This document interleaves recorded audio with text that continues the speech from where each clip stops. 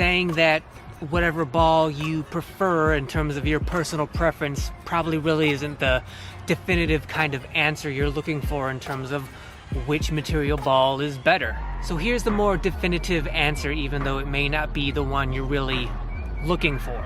And that is that I don't look at it in terms of which material is better, rubber or composite. I think of it more as which is more appropriate for you and your playing experience. So I think of this decision in kind of the same way I would equate it to buying your first car. When you get your first car, when you're first learning how to drive, I believe you should start with the basics. So you should start out with a basic, probably used car, and then master that car.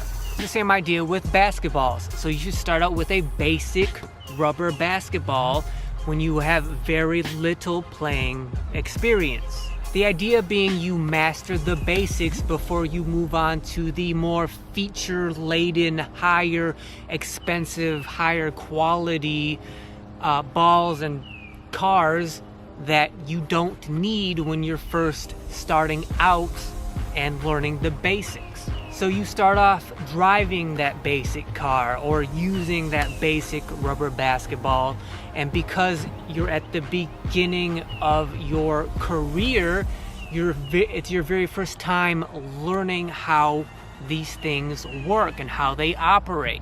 So you're going to learn the strong points of your ball, of your car. You're going to learn the weak points of it. You're going to learn what problems come from using basic tools. So you're going to drive that basic car. You're going to run into problems with that basic car. You're going to learn how to deal with them and fix them. And then at some point you're going to run that car into the ground. It's just not going to have any miles left on it, and you're going to have to get a new one. Same thing with the basketball. You're going to get a basic rubber basketball. You're going to put it through its paces. You're going to learn about it. You're going to master it. And at some point, it's going to go through its life cycle, and you're going to have to buy a new one. So it's not just enough that you master the usage of these basic tools. It's also very important that you master the ability to shop and browse and know what you want in another new basic basketball.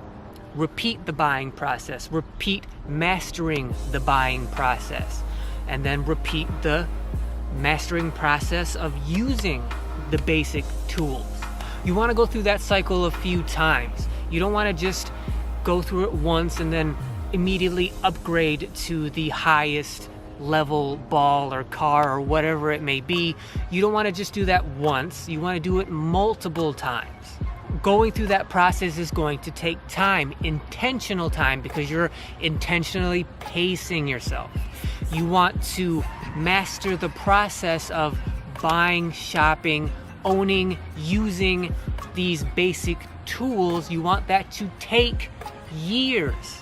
Intentional time pacing yourself, so that in that time not only are you mastering using these basic tools, but in that time you're also mastering and improving your actual game, your skills, your abilities out here on the court.